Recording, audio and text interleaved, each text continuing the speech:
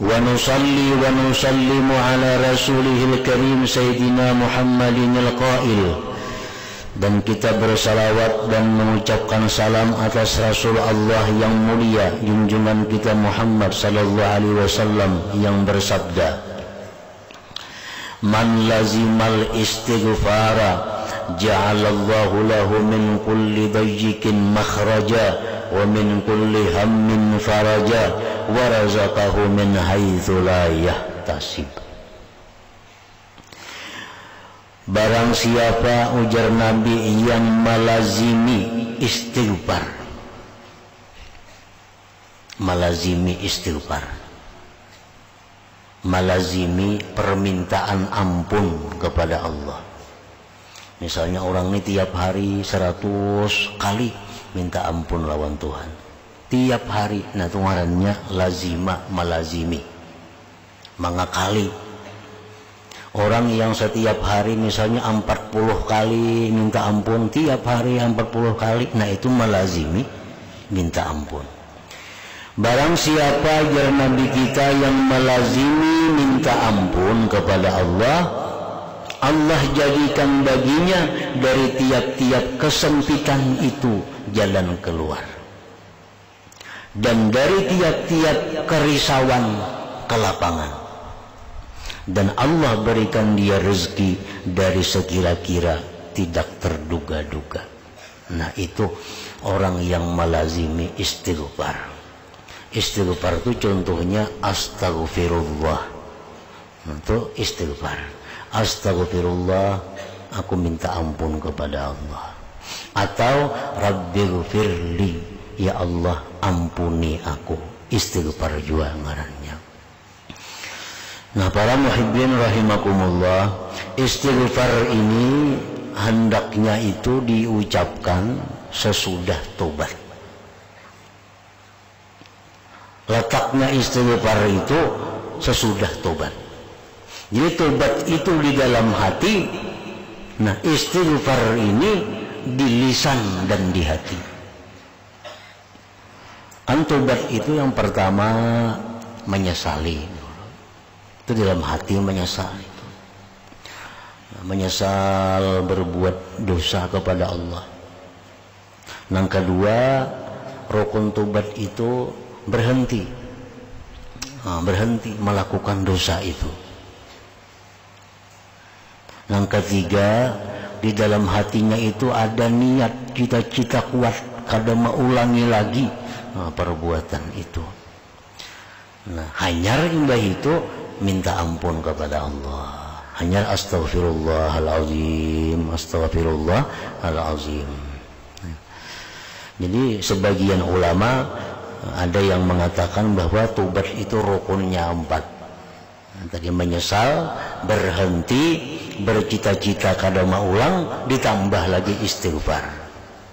Tetapi yang masyhur, yang kuat pendapat para ulama, rukun tobat itu hanya 3. Istighfar ini hanya sunat. Itu sebagai hanya simbol bahwa dia telah kembali kepada Allah subhanahu wa ta'ala. Misal muntung kita ada tadi menyambat orang, kenapa tersambat orang, tahina orang, mahirangnya itu awak umpamanya, kan menyambat orang kan itu kada sadar kada.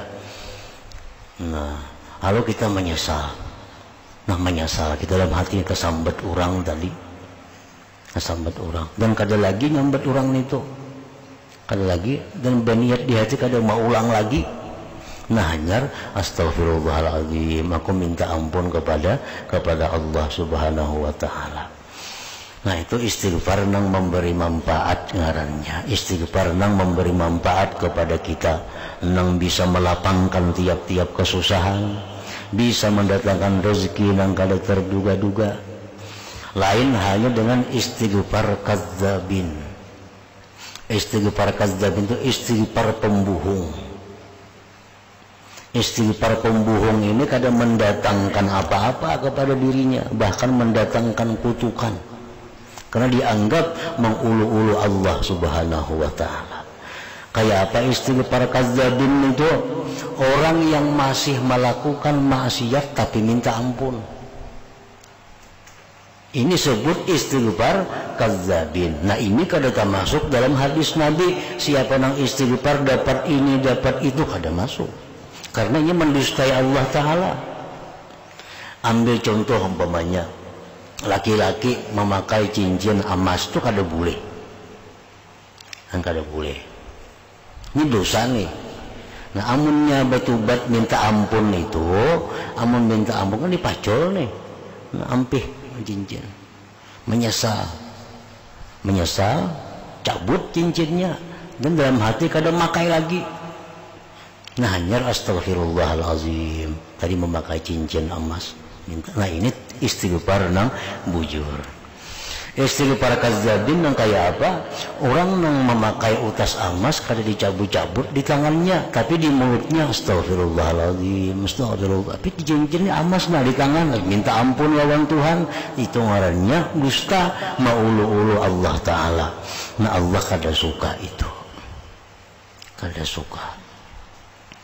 Orang yang masih melakukan riba, contohnya nih, sebagian kita yang masih bekerja dengan riba, minjam duit berbunga, mandak duit berbunga, tong berjalan tuh siang malam kan bandak situ duitnya, tapi malam kan astagfirullahaladzim, istighfar kadzabin ngarannya. Amun tuh betul ampi ditarik itu, nah dicabut, cabut ampi, jangan lagi berurusan ke situ, minta ampun lawan Tuhan. Nah itu nang bujur, itu nang istighfar nang memberikan manfaat. Istighfar nang jar Nabi tadi apa? Allah jadikan baginya tiap-tiap kesempitan jalan keluar, tiap-tiap kerisauan itu ke lapangan, Allah berikan dia rezeki nang kada terduga-duga. Jadi jangan disalahkan hadis Nabi, aku beristighfar beribu-ribu sehari aja kada mau biris urusan. Nah, istighfarnya macam apa? Istighfar bujur atau istighfar dudustaan? Bila istighfar dudustaan aja kada dapat apa yang disampaikan oleh Nabi tadi.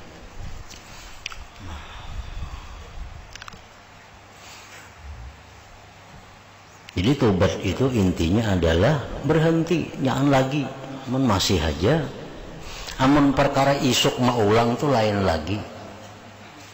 Isuk tak ulang-ulang tuh kada tahu lagi. Isuk tuh urusan kaina. Yang penting saat ini nah, saat kita tobat, saat kita menyesal itu berhenti dulu.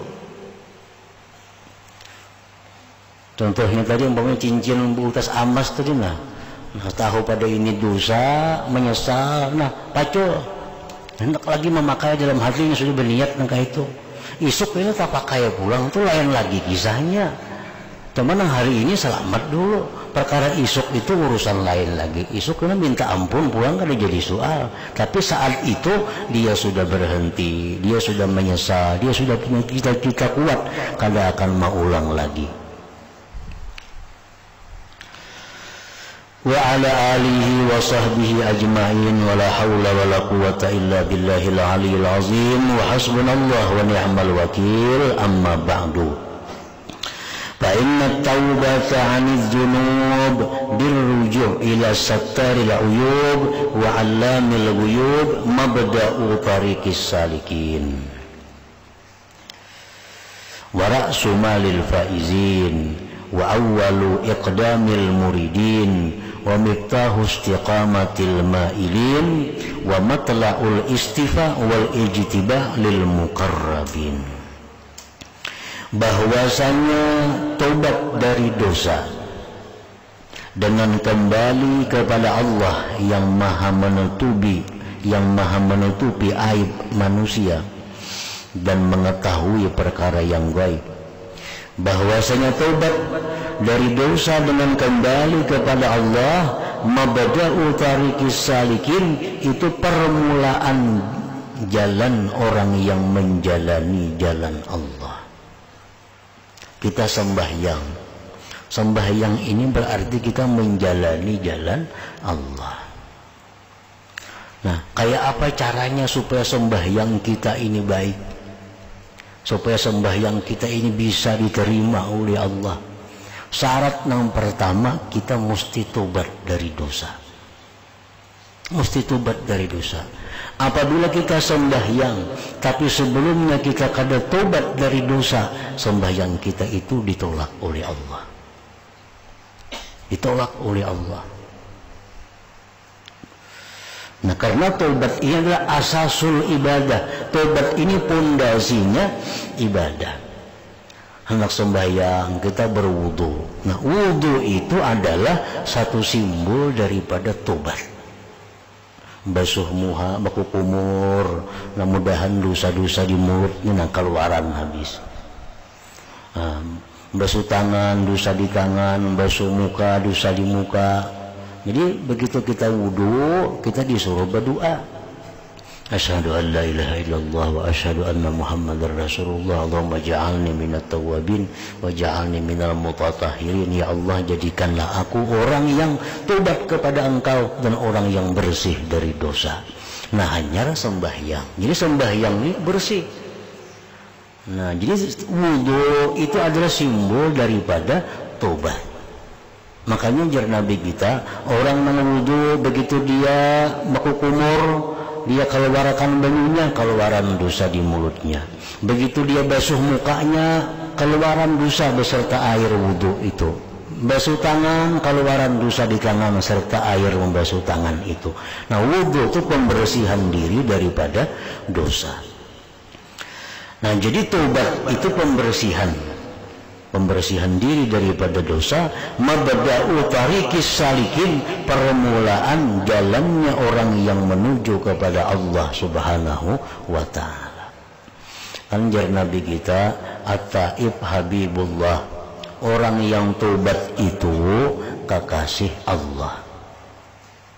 Nah, bila kita nih tobat, bujur-bujur tobatnya, kita jadi habibullah, jadi kekasih Allah.